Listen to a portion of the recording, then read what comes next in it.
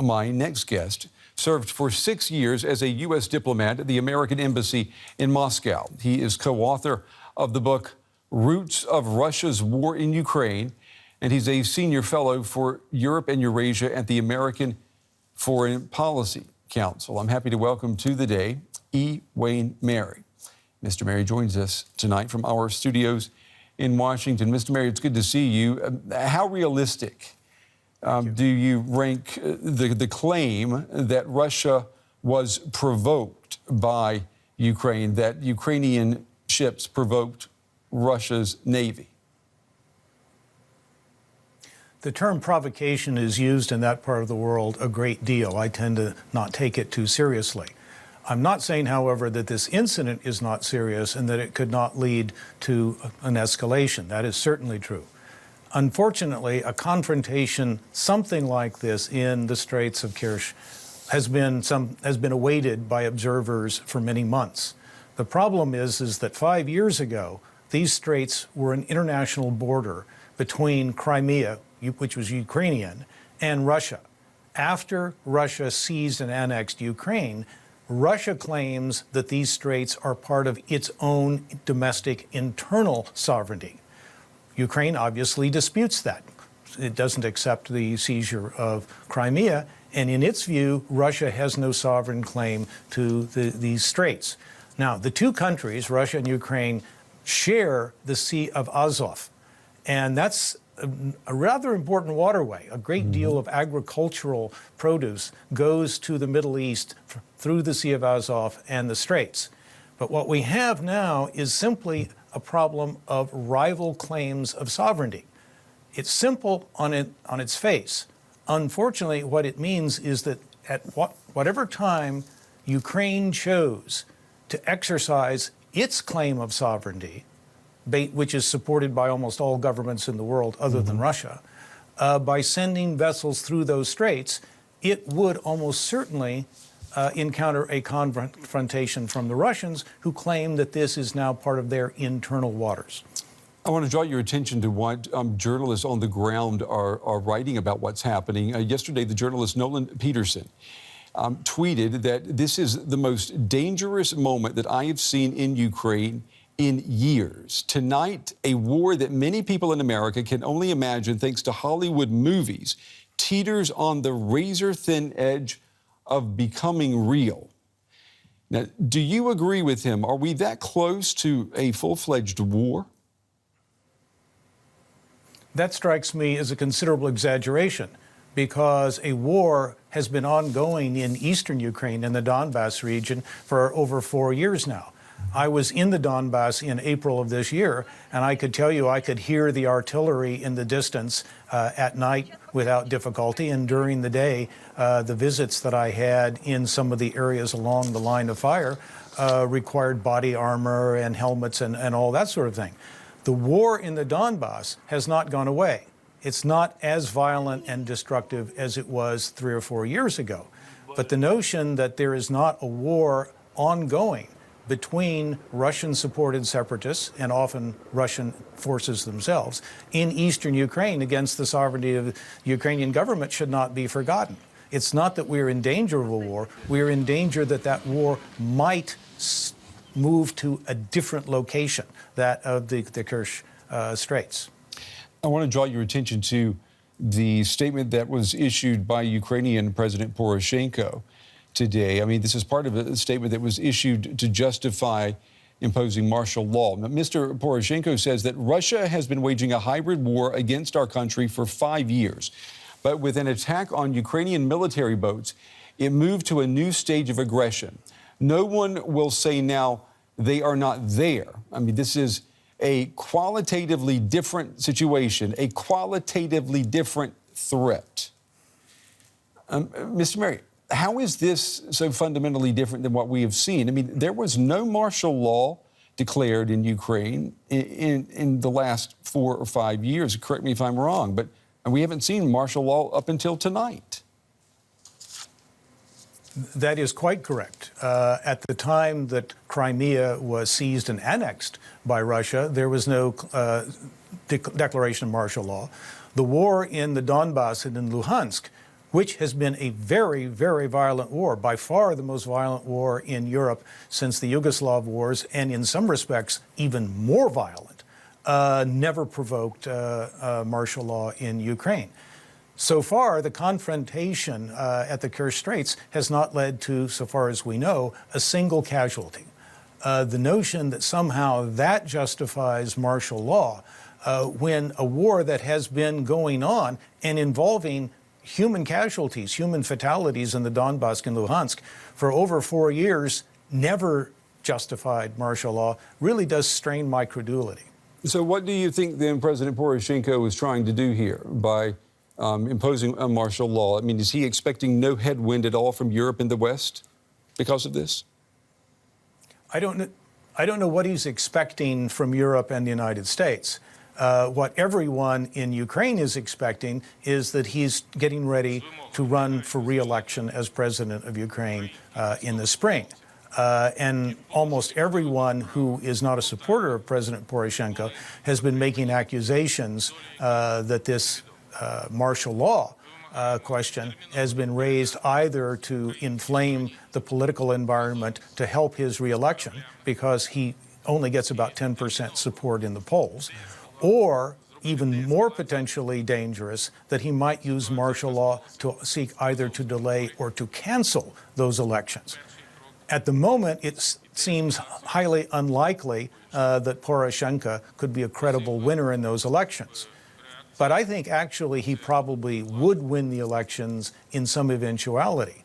But his opponents are saying that this martial law issue is more about Ukrainian domestic politics than it is about the security threat on the edge of the Sea of Azov. And what about the role of Germany in mediating between Ukraine and Russia? We have heard many, many times about the special role of Angela Merkel, particularly leading up to the Minsk agreement. We now know that Ms. Merkel is going to be leaving power. So how much Merkel is there left in any type of mediation role? Well, Chancellor Merkel is not going to be leaving the Kanzleramt anytime soon, so far as I know. I mean, the whole question of her future role as Chancellor is an open one. But it's both Germany and France who've been playing the role of mediators in the dispute between Ukraine and Russia. Now, they have not achieved a very great deal of substance, but that's because the two main parties, Russia and Ukraine, have not been willing to compromise their objectives. Whether or not Chancellor Merkel will play now an important role on this current issue, I don't know. At the moment, the locus of discussion is in New York at the UN Security Council under the Charter provisions concerning threats to international peace and security. As a former American diplomat who worked in New York at the UN, I think that's exactly the appropriate location for an incident of this kind.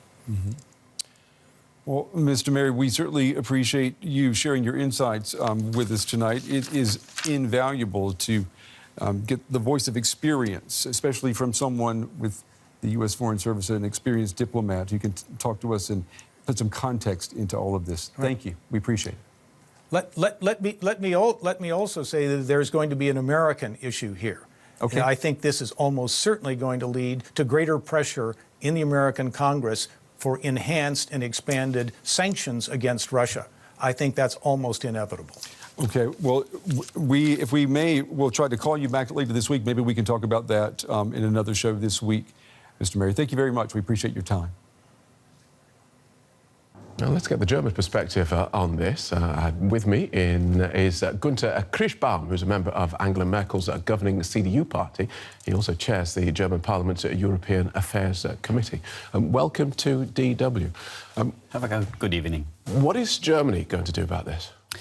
Well, we are deeply concerned about the further developments here, and we can observe these tensions since a couple of months, especially in the region of the Azov Sea. But what Russia did now can only strongly be condemned. It is an aggression which does not help, because we have these tensions, and now Mr. Poroshenko announced today the war law. And this does not help when we come and we want to calm down the situation. So we ask also to de-escalate now the situation, and but Russia is in the role they have to act, and not in a military sense. That's quite clear. So I hope that it will be possible if both sides are reasonable now, and perhaps also with France and Germany as an honest broker in this situation, to calm down the situation.